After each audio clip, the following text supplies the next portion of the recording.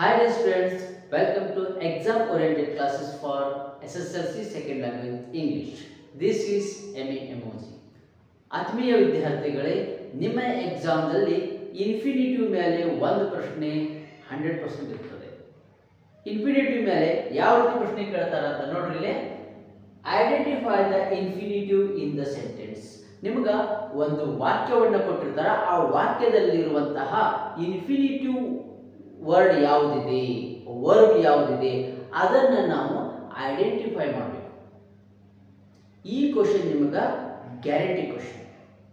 Okay ವಿದ್ಯಾರ್ಥಿಗಳೇ, ಹಾಗಾದರೆ ನಾವು ಇವತ್ತಿನ ವಿಡಿಯೋದಲ್ಲಿ ಇನ್ಫಿನಿಟಿವ್ ಅಂದರೆ ಏನ, ಆ ಇನ್ಫಿನಿಟಿವ್ ಯಾವ ರೂಪದಲ್ಲಿ ಇರ್ತಾವ ಅನ್ನೋದನ್ನು ತಿಳಿದುಕೊಳ್ಳೋಣ.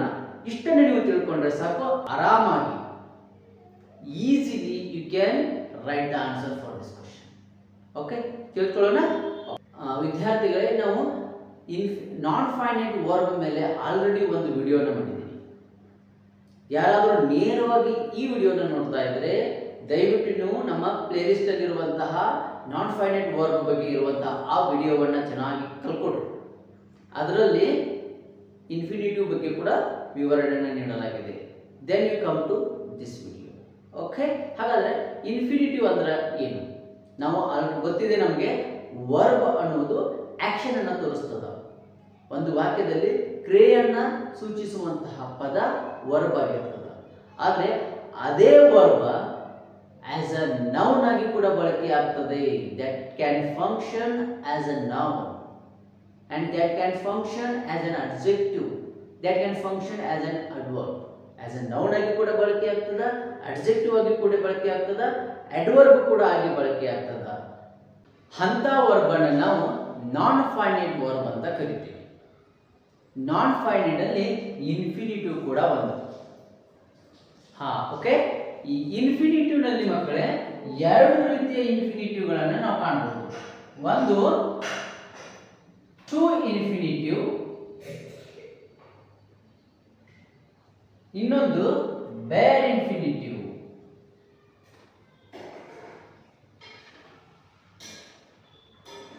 ಟು ಇನ್ಫಿನಿಟಿವ್ ಅಂದ್ರೆ ಆ ವರ್ಬ್ ಜೊತೆಗೆ ಟು ಇದ್ದಿರುತ್ತದೆ. ಬೇರ್ ಇನ್ಫಿನಿಟಿವ್ ಅಂದ್ರೆ ಆ ವರ್ಬ್ ಜೊತೆಗೆ ಟು ಇರೋದಿಲ್ಲ. ಓಕೆ, ಹಾಗಾದ್ರೆ ಇವುಗಳಿಗೆ ಉದಾಹರಣೆಗಳನ್ನು ಇವಾಗ ನೋಡೋಣ. ಓಕೆ ಮಕ್ಕಳೇ, ಇಲ್ಲಿ ಒಂದಷ್ಟು ವಾಕ್ಯಗಳನ್ನು ಬರೆದು ನೋಡೋಣ. See here, mother went to buy milk. ಇಲ್ಲಿ ಟು ಬೈ ಅಂತಿದೆ ನೋಡಿ. Yes, this is infinitive. To buy ಅನ್ನೋದೇನಿದೆ, ಇನ್ಫಿನಿಟಿವ್ ಆಗಿದೆ. ಈ ಟು ಬೈ ಅನ್ನುವುದು ಈ ವಾಕ್ಯದಲ್ಲಿ ವರ್ಬ್ ಆಗಿ ಕೆಲಸ ಮಾಡ್ತಾ ಇಲ್ಲ. So but it is functioning as an adverb. ಇಲ್ಲಿ ಟು ಬೈ ಅನ್ನೋದು ಏನಾಗಿ ಕೆಲಸ ಮಾಡ್ತಾ ಇದೆ, ಅಡ್ವರ್ಬ್ ಆಗಿ ಕೆಲಸ ಮಾಡ್ತಾ ಇದೆ. Yes, clear? Did you come to college to study or party? ನೀವು ಕಾಲೇಜ್ಗೆ ಯಾಕೆ ಬರ್ತೀರಿ? ಸ್ಟಡಿ ಮಾಡಕ್ ಬರ್ತೀರಾ, ಇಲ್ಲ ಪಾರ್ಟಿ ಮಾಡಕ್ ಬರ್ತೀರಾ? To study or to party. Here ಈ ಪದಗಳು ಆಸ್ ಅನ್ ಅಡ್ವರ್ಬ್ ಆಗಿ ಬಳಕೆ ಆಗ್ತಾ ಇದಾವ. ಏನಾಗಿ ಬಳಕೆ ಆಗ್ತದವ? ಅಡ್ವರ್ಬ್ ಆಗಿ ಬಳಕೆ ಆಗ್ತಾ ಇದಾವ. ಸೊ ನೋಡ್ರಿ, ಇನ್ಫಿನಿಟಿವ್ ಅನ್ನೋದು ಟು ಜೊತೆಗೆ ಇದ್ದರೆ ಅದನ್ನ ಟು ಇನ್ಫಿನಿಟಿವ್ ಅಂತ ಕರಿತೀವಿ. ಸೊ ಆ ಇನ್ಫಿನಿಟಿವ್ ಆಸ್ ಅನ್ ಅಡ್ವರ್ಬ್ ಆಗಿ ಬಳಕೆ ಆಗ್ತಾ ಇದಾವ. ಜೊತೆಗೆ ನೋಡ್ರಿ, we need a hero to save us. To save, yes, this is infinitive. ಏನಿದು? ಇನ್ಫಿನಿಟಿವ್. ಇಲ್ಲಿ ಇನ್ಫಿನಿಟಿವ್ ಏನ್ ಕೆಲಸ ಮಾಡತೈತಿ ನೋಡ್ರಿ. We need a hero to save us. Adjective ಆಗಿ ಕೆಲಸ ಮಾಡ್ತಾ ಇದೆ. ನಾಮಪದವನ್ನ ವರ್ಣನೆ ಮಾಡುವ ಕೆಲಸ ಮಾಡ್ತಾ. A hero to save us adjective ಆಗಿ ಕೆಲಸ ಮಾಡ್ತಾ ಇದೆ. Yes, it was a dumb thing to say. It was a dumb thing to say. ಹೇಳಲಿಕ್ಕೆ ಅದು ಮೂಕ ವಸ್ತುವಾಗಿದೆ. Here also to say is describing, so this is adjective. ಏನಿದು ಇದು ಕೂಡ ಏನಾಗಿದೆ ಅಡ್ಜೆಕ್ಟಿವ್ ಆಗಿದೆ. ಕ್ಲಿಯರ್? ಓಕೆ, ಹಾಗಾದ್ರೆ ಇಲ್ಲಿ ನೋಡ್ರಿ, to love someone requires patience and understanding. ಒಬ್ಬರನ್ನ ಪ್ರೀತಿ ಮಾಡಬೇಕಾದ್ರೆ ಏನ್ ಬೇಕು? ಪೇಷನ್ಸ್ ಬೇಕು ಮತ್ತು ಅಂಡರ್ಸ್ಟ್ಯಾಂಡಿಂಗ್ ಬೇಕು. To love, here this word is infinitive. This word is infinitive. ಇದು ಯಾವ ರೀತಿ ಕೆಲಸ ಮಾಡ್ತಾ ಇದೆ? ಆಸ್ ಅ ನೌನ್ ಆಗಿ ಕೆಲಸ ಮಾಡೋದು ನೋಡ್ರಿ. ಎಸ್, ಹಿಯರ್ ಟು ಲವ್ ಅನ್ನುವಂಥದ್ದು ಆಸ್ ಅ ನೌನ್ ಆಗಿ ಕೆಲಸ ಮಾಡ್ತಾ ಇದೆ. Yes, here to go this late is pointless. ಈ ಸಮಯದಲ್ಲಿ ಹೋಗುವುದು ಪಾಯಿಂಟ್ಲೆಸ್. ಟು ಗೋ, ಹೋಗುವಿಕೆ. So here this go is used as a noun. ಏನಾಗಿ ಕೆಲಸ ಮಾಡ್ತಾ ಇದೆ? ಆಸ್ ಅ ನೌನ್ ಆಗಿ ಕೆಲಸ ಮಾಡ್ತಾ ಇದೆ. ಓಕೆ ವಿದ್ಯಾರ್ಥಿಗಳೇ, ಇಷ್ಟು ವಾಕ್ಯಗಳಲ್ಲಿ ನಿಮ್ಗೆ ಅರ್ಥ ಆಯ್ತು ಅನ್ಕೊಂಡಿದ್ದೀನಿ. ಇನ್ಫಿನಿಟಿವ್ ಅನ್ನೋದು it functions as a noun, as an adjective, as an adverb. ಅದ್ರ ಜೊತೆಗೆ ಟು ಇದ್ರೆ that is to infinitive. Okay, identify ಬಹಳ ಸುಲಭವಾಗಿ ನೀವು ಒಂದು ವಾಕ್ಯದಲ್ಲಿ ಆ ಇನ್ಫಿನಿಟಿವ್ ಅನ್ನ ಗುರ್ತ ಮಾಡ್ಕೋಬಹುದು ಇಫ್ ಯು ಅಂಡರ್ಸ್ಟ್ಯಾಂಡ್ ದಿಸ್. ಇದನ್ನು ನೀವು ಸರಿಯಾಗಿ ಅರ್ಥ ಮಾಡ್ಕೊಂಡ್ಬಿಟ್ರೆ ಒಂದು ವಾಕ್ಯದಲ್ಲಿರುವಂತಹ ಇನ್ಫಿನಿಟಿವ್ ಅನ್ನ ಸುಲಭವಾಗಿ ಗುರುತಿಸಬಹುದು. Okay, clear this? ಓಕೆ ಮಕ್ಕಳೇ, ಈಗ ಬೇರ್ ಇನ್ಫಿನಿಟಿವ್ಸ್ ಬಗ್ಗೆ ತಿಳ್ಕೊಳ್ಳೋಣ. ಬೇರ್ ಇನ್ಫಿನಿಟಿವ್ಸ್ ಅಂದ್ರೆ ಏನು? ಅದ್ರ ಜೊತೆಗೆ ಟು ಇರೋದಿಲ್ಲ. ಹಾಗಾದ್ರೆ ಇಲ್ಲಿ ಈ ಬೇರ್ ಇನ್ಫಿನಿಟಿವ್ಸ್ ಎಲ್ಲಿ ಬಳಕೆ ಆಗ್ತಾವ? After the modal verbs. Modal verbs ಗಳ ನಂತರ ಈ ಬೇರ್ ಇನ್ಫಿನಿಟಿವ್ಸ್ ವಿಶೇಷವಾಗಿ ಬಳಕೆ ಆಗ್ತಾವ. ಉದಾಹರಣೆ ನೋಡ್ರಿ, ಇವಾಗ ಫಸ್ಟ್ ಥಿಂಗ್ ಈಸ್ ಆಫ್ಟರ್. ಎಷ್ಟು ನೆನ್ಪಿಟ್ಕೊಂಡ್ಬಿಡ್ರಿ ನೀವು? After modal verbs. ಯಾವುದೇ ಮಾಡಲ್ ವರ್ಬ್ಸ್ ಅಂತ ಗೊತ್ತಿದೆ ನಿಮಗೆ? Can, could, should, may, might, they are all modal verbs. ಅವುಗಳ ನಂತರ he can win the match.